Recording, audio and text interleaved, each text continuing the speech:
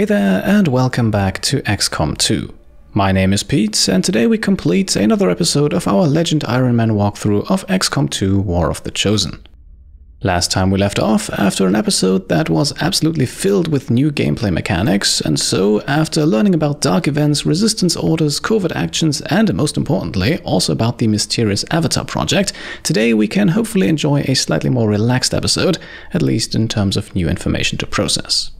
Whatever mission we undertake today will of course likely be another challenge, but we'll get there when we get there. For now, let's head back to the bridge.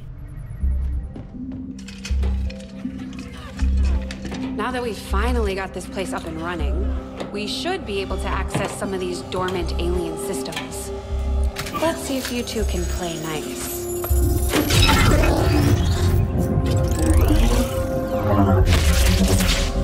What the?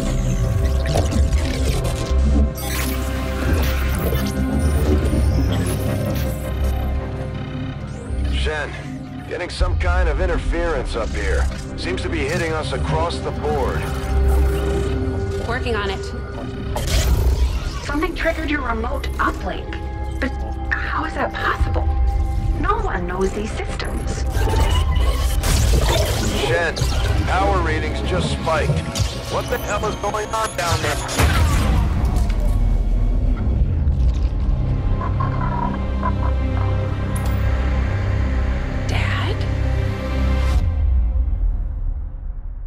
Commander, I'm too old to start believing in ghosts, which means someone had to access that unit remotely. If they can access Rover, there's no telling what else they might be able to do. I strongly suggest we make investigating that signal our top priority. Alright, so what we just saw was the introduction to another small bit of DLC that has nothing to do with War of the Chosen and will be, well, more mechanically themed, if you will. However, despite the perceived urgency of the situation, scanning the signal is not something that we need to do right away. As a matter of fact, the opportunity will remain on the map until we eventually decide to take it. Looks like Shen was able to confirm the signal's origin. Inputting the coordinates on the map now. And yes indeed, scanning the signal would only take 3 days, but like I said, it is not a priority right now. There is some discussion about when to best tackle this DLC though, and there are arguments for delaying it a bit, as well as for doing it as soon as possible, but for the moment we have a few other things still to do, so let's stay on course and keep making contact with the resistance in Western Europe. Setting course for the Western European Ward.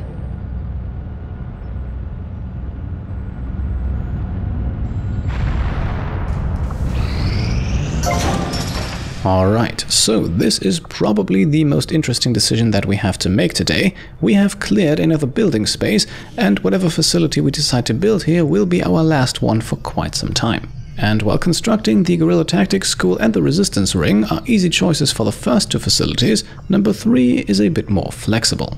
With the training center, for example, we could further increase those soldier bonds we learned about last time, and we could also start spending those ability points that we have been gathering throughout our missions. However, I also feel like we don't really have enough of those at this moment to make an early training center worth it. Now, laboratory and workshop would give boosts to our science and engineering departments, but their usefulness is at times somewhat questionable, and there are definitely better candidates for facility number 3.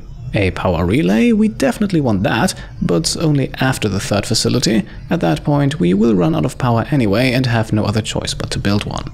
That leaves us with the infirmary and resistance comms, and from my comments in the last video you can probably already guess where this is going. Yes, the resistance comms would allow us to make contact with even more regions, further increasing our monthly income, but all of that money won't be of much use if we don't have any soldiers to spend it on. And so, since we are already missing both of our rangers, I think cutting down on healing times is the way to go, so let's construct the infirmary for 175 supplies and with a building time of a whopping 42 days. Commander, we've pushed our current power systems to the limit. We don't have any capacity to spare, which means we can't expand our facilities further. And yes indeed, Lily Shen now informs us that the power relay will be what we need to construct next, as we have just reached the limits of what the Avenger can currently support power-wise. You can see that here in the top right, power consumption is maxed out at 15, but that is just fine. After all, we can keep excavating with our lone engineer Mr. Dendra, and in 30 days we will then have another space to build that power relay. Until then, the Guerilla Tactics School is next in just 3 days, and in just 1 day we will finally have made contact with the resistance in Western Europe, which actually unlocks another achievement.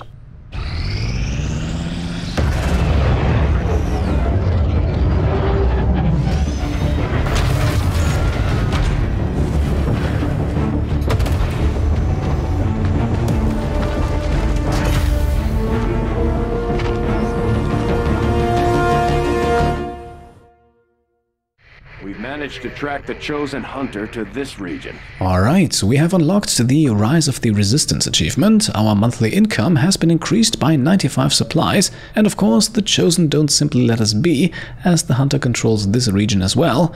Yes, they can control multiple territories. Still, for now they will hopefully not cause us any trouble, at least not until a mission in Western Europe appears, and we can now pick from a variety of new regions to continue our expansion. New regional contacts located. Now, as 2 new regions become available here, we want to keep in mind that the intel costs for making contact with them are doubled compared to Western Europe, because they are further away from our home region. Although, at the moment, we don't want to make contact with a new region anyway, and since the game already reminds us of the still outstanding supply drop, let's grab that next. Avenger plotting new course. The main reason we are doing this is to increase our supplies to at least 100. That amount will be needed very soon, as the construction of the Guerilla Tactics School is nearing its completion. Guerilla Tactics School now operational. Right, so one of the most important early game facilities is finished, and we are actually not going to do anything with it, at least for the moment. You see, the GTS fulfills 2 major roles, leveling up rookies with full control over their classes and grabbing important upgrades that benefit our entire squad. However, 2 of our rookies are just about to finish a covert action that will likely take them to the next rank, and we want to wait until we know which classes they receive to properly assess our needs. Also, for the most important squad upgrade, we need a sergeant rank soldier, which we unfortunately don't have yet. So instead, let's keep scanning. I suppose since that worked, we might as well keep it up, Commander. And there we are, the covert action to find the whereabouts of Pratal Mox is complete. As a result, we can now launch a rescue mission, and our 2 operatives, Sophie Vintage Blade and Golden Warhawk, are both ready to be promoted. In addition, we have also received 25 intel for completing the mission, which now actually gives us enough to make contact with the next region. But let's take things one step at a time. Our friends in the Resistance have helped to pinpoint the location of our missing soldier. And yes, we could now launch the rescue mission immediately, and don't worry, that will be our mission for today. But before we select our squads, let's take a closer look at the 2 soldiers who have just received promotions. After all, they might have been assigned to classes that we desperately need, such as the Ranger, and we definitely want to know that before we decide to train someone in the GTS to avoid selecting the wrong class. So here we are with Golden Warhawk, who does in fact already fill our biggest need with the promotion to Ranger. With our other Rangers both still injured, we now have at least 1 ready for action, while Sophie Vintage Blade becomes another specialist and joins the ranks of Schwaminian and Van the Dam Dyke.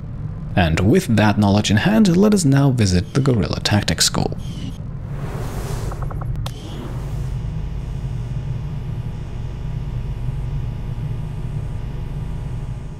So, as I said, we can take care of 2 things here, the first one being the targeted promotion of rookies to squaddies. This process takes 10 days per soldier, and we can only train 1 rookie at a time, but it is otherwise completely free and allows us full control over the assigned class, so until we have everyone leveled up to squaddie, we want to have this slot occupied at all times, and will also no longer take rookies with us on missions. To get us started, we will select rookie Echo Sierra. The full biography will be revealed prior to their first mission, and we will turn them into another grenadier. I feel like you can never have enough of those early on. Now, the second big function of the GTS is to purchase so-called combat tactics, basically bonuses that apply to the entire squad in combat. By far the most important one early on is the first squad size upgrade, allowing us to send out 5 instead of 4 soldiers per mission, but as you can see, it requires a soldier at the rank of sergeant. It also costs 100 supplies, which is why we have been scanning those for the last 2 days, and the next mission should hopefully give us that sergeant rank as well, so in the next episode we might already send out our first 5-person squad. Until then though, let's finish grabbing the supplies to avoid some flying back and forth, and then it's time for that rescue mission. Alright. Alright, so supplies collected, our funds look decent for now, and with the map a little bit clearer for the moment, let us now begin the rescue of Pratal Mox. Commander, we've confirmed the position of the soldier being held captive by the Chosen. We now have an opportunity to launch a rescue operation. Commander, if we're gonna win this war, we need to take every chance we get to fight back. We'll have to be ready to engage the enemy during unpredictable situations, which require special planning and preparation. Okay, so in this mission we are introduced to sitraps, basically special conditions under which a mission takes place. These can appear randomly, and their nature is also randomly assigned, as there are both good and bad sitraps. Some of them apply to our enemies, for example by restricting the type of enemy units we can face, while others apply to our soldiers, as is the case here. For this mission, all of our soldiers will receive a single charge of the Conceal ability, so once we reveal ourselves, we could in theory put individual soldiers back into concealment, much like we can already do with our Reaper. Setting course for the Arctic territories. I believe that this specific bonus is always, or at least usually, applied for this mission, but I could be wrong. In any case, we will gladly take it, as it should make things a bit easier for us. Commander, it looks like conditions on the ground are ripe for a quiet operation. If we can get our people into place, they should each have concealed positions to work with. And Bradford also has a few comments on that sitrap as we now select our squad, consisting of Sharpshooter Alyssa Sapphire West, the very important specialist Van the Dam Dyke, and Grenadier Nicholas Mouth Finlay. Only 3 soldiers for this one, but the mission won't exactly be a heads-on confrontation, so a smaller squad might actually allow us to remain stealthy for longer. We'll see how things go. For now, let's get to it.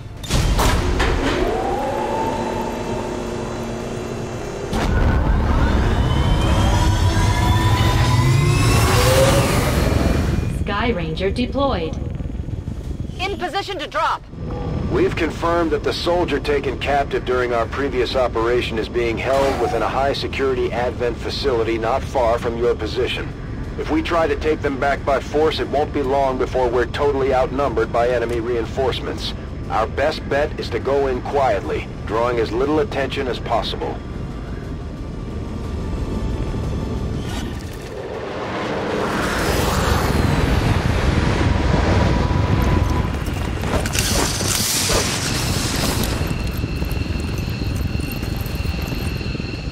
The latest intel has our operative being held in the main structure just ahead. We have the advantage of stealth here, so we should try to get in and out as quietly as possible. If the enemy spots us, this is going to get a whole lot harder.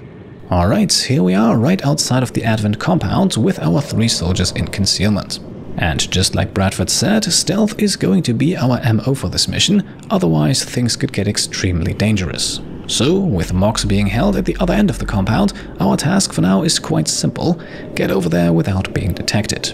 Should we get spotted, or worse, be forced to actually engage the enemy, the security level in the top right corner will very quickly increase, and even though there shouldn't be too many enemies present here at the moment, that is only true for the moment. If that security level rises, the enemy numbers will quickly follow suit. So, let's get going, and it doesn't take long until the first lone Advent trooper is spotted. Hier ist ein feindlicher Trupp. Usually a prime candidate for a quick ambush, but today we will need to show some restraint. This is, by the way, one of the reasons why I absolutely love this mission, because for the most part you set the difficulty yourself. Going in guns blazing is absolutely possible, albeit it still needs to be timed well, while the stealth approach is the much easier way, and still far from trivial, as you will soon see. Eine feindliche Patrouille. We have Firebrand on standby for evac, Commander, but as soon as she gets in range, the whole compound will go on high alert. We should hold back unless we have the target, or it's an absolute emergency. For now, we are also informed of the fact that the security level will also rise dramatically once we call in the Sky Ranger for extraction, something that we definitely want to keep in mind. Stay clear of those turrets. We're still not entirely sure if they're fully automated or remotely triggered. We also discover our first Advent turret here, but if things go according to plan, we will hopefully not see it take aim at us in this mission. Still, this is definitely not going to be our last encounter with one, so don't worry, we will get the full experience sooner than we might like. For the time being, we have successfully avoided enemy detection on the outskirts of the compound, but now it is time to actually head inside, which quickly leads to the detection of more enemies and also another turret. However, as long as we are in concealment, the red markers on the ground perfectly indicate where we need to go to avoid detection, and as long as we factor in that at least the troopers on the outside of the base seem to follow a strict patrol route, we can stay far enough away from them and remain hidden.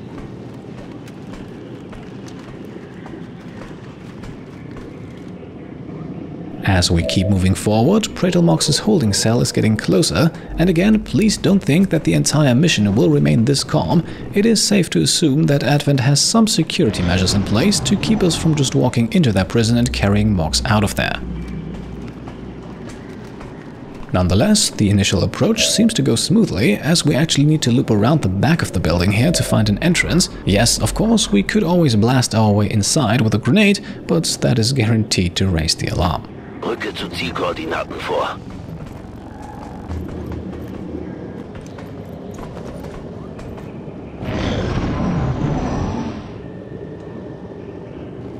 Now, with Mox's holding cell just a few meters up ahead, we have detected an enemy patrol just inside of the building. Feindliche Ziele in Sicht. And of course, we do not want to alert them to our presence. Closing on target position now.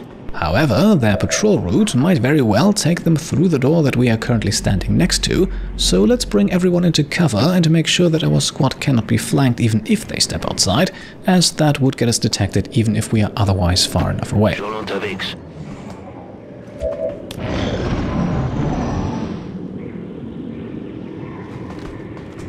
And indeed, that is what I had feared. The two enemies have stepped outside and would surely have noticed us if we had just positioned ourselves to either side of the door.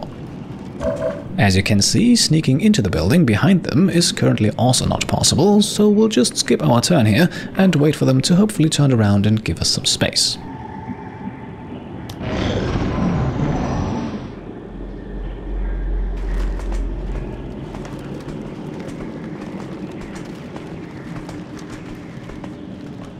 Once they're back inside, we can take a closer look and see them back where we found them 2 turns ago, only this time we know that they are going to keep moving in that direction, so we can be a bit more aggressive.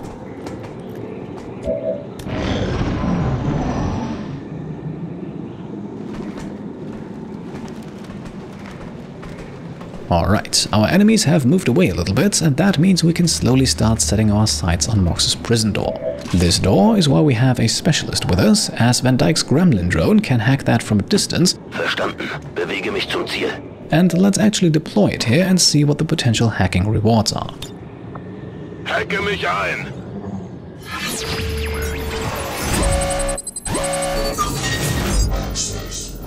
Okay, so as always, unlocking the door is guaranteed, but very importantly, with a 68% chance, we could also unlock it without triggering the compound security protocols.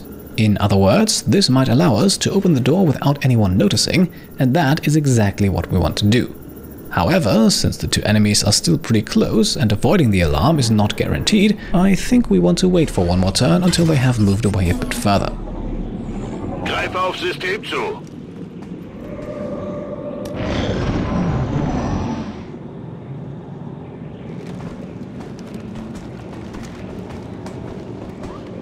Okay, now that we have some distance between us and the enemies and no longer risk being flanked immediately should we trigger the alarm, let's try this again and send out Van Dyke's drone once more.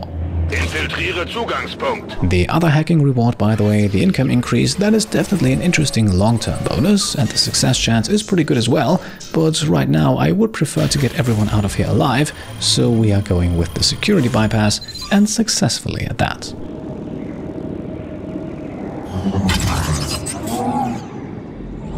Wir sind durch. So, the door is now unlocked, although we still need to manually open it, and if we just rush inside, that will make some noise and alert our enemies. Standing right in front of the door to open it, however, that would put us in a flanked position, so we have no other choice here but to wait one more turn and hope that the patrol moves away even further.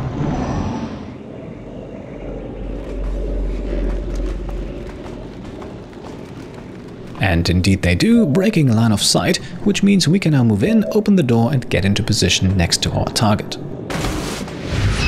VIP VIP folgt uns, begeben uns zum Evakuierungspunkt. We are not going to touch Mox just yet though, instead let's already plan our exit. Eventually we want to place an evac zone just right outside of the building, and as you can see here, we can only do so in a 3x3 area that is not occupied by any of our soldiers. Also, we can of course not place it indoors, but I think that goes without saying. In any case, we need to make some room before we can place it, so let's do that, end our turn, and then things could get interesting. Now, in theory, the easiest way to end the mission would be to just place the evac zone, grab Mox and get everyone out of here. However, Sapphire West needs exactly one more kill to level up to Sergeant, and she does have a good target in her sights, so let's see if she can get that kill and with it the promotion.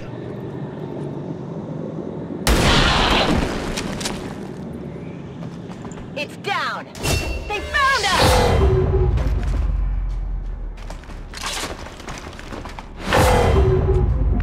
Alright, and just like that, the security level has increased to a much more concerning 5, and that means it is high time to get out of here.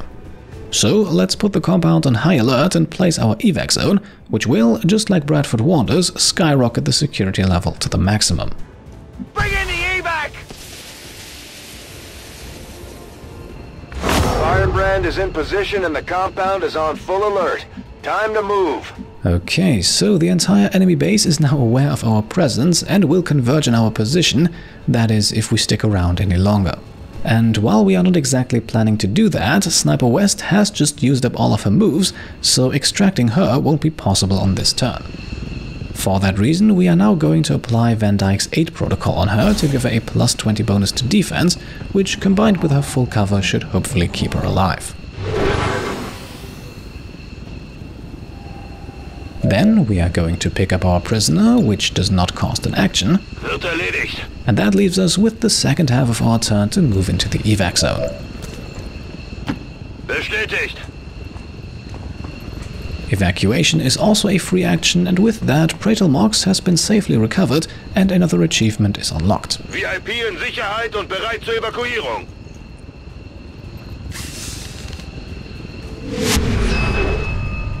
To end our turn, we are getting Grenadier Finley out of here as well, but not before launching a grenade at that lone trooper that we saw earlier. If we're lucky, we might even get another kill. Throwing grenade.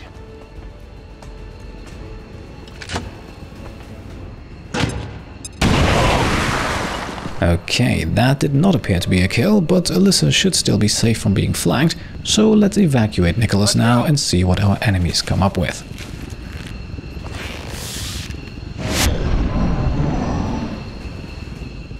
Time to mop them up!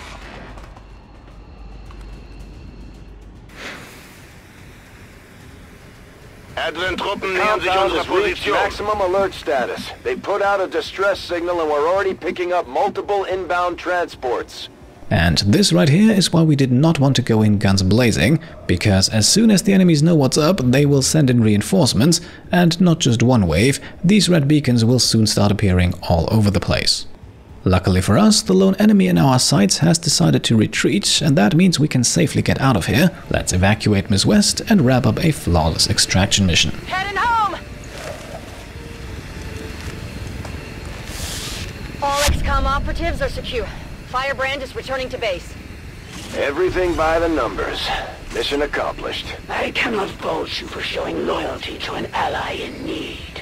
It would dishonor us both to deny your success. Alright, there we go, a mission of the slightly different kind, but we completed all of our objectives, and that is what counts. And again, please don't let the low number of 8 enemies fool you. Yes, we could have been able to take them out if that number remained at 8, but sadly it wouldn't have stayed there for long. So instead, let's reward ourselves with a stealthy mission that saw no one get injured for a change, snap a quick mission photo and get back to the base. Advent needs your help in locating the fugitives who escaped custody earlier today. Remember, failure to recognize and report could be seen as collaboration.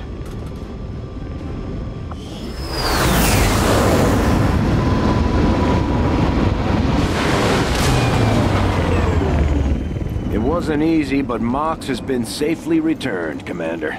He's eager to get back into the fight. And there we are, everything according to plan, and Sapphire West has just been promoted to Sergeant. Not only is that important for the GTS upgrade, but we can also unlock a new ability for her, choosing between Deadeye and Lightning Hands. Deadeye basically trades some accuracy, minus 25% in this case, for a large damage bonus of plus 50%, while Lightning Hands gives Alyssa a free pistol shot every turn and still allows her to use her sniper rifle afterwards. And in particular in the early game, but arguably throughout the entire campaign, it is the more powerful ability, since especially early on we don't really have a way to reliably compensate for the 25% accuracy penalty from Deadeye. So even for a long-range sniper build, Lightning Hands is usually the way to go, although Deadeye becomes a bit more of a viable option in the mid to late game. For now though, we are going with Lightning Hands. I am glad to return to your service, Commander. I will not forget what you and your soldiers have done for me. Now, while we did recover Pratal Mox, we did not recover any items from the mission, simply because we did not kill that many enemies and never got close enough to anyone to actually pick up any loot. Efficiently executed and no casualties. You can lead the Reapers any day, Commander. Well done. Volk, leader of the skirmishers, meanwhile congratulates us on our success, and yes, Pratal Mox is now part of our roster, so we can deploy him into missions the same way we can do with our Reaper Dragonova. One last thing then, and now that we have a soldier of the sergeant rank, as well as enough funds to purchase it, let's grab the squad size 1 upgrade and increase our regular team from 4 to 5 soldiers. This will hopefully make the next few missions a little bit easier, and should also allow us to level up our soldiers a bit quicker, as everyone in our active squad actually earns experience points for every kill, no matter who actually pulled the trigger. So most likely the next promotions are just around the corner, maybe even in the next episode. And since we have reached a good point to make the cut for today, let's wrap things up right here. As always, I hope you enjoyed the video, and if you did, then I would be very happy if you could leave a thumbs up. If you like what I'm doing and want to support me and my channel further, then you can go ahead and subscribe to stay up to date, grab some merch over on shop.petecomplete.com, or check out and maybe even pledge to the Pete Complete Patreon. Thank you all for watching, and I'll see you next time. Cheers.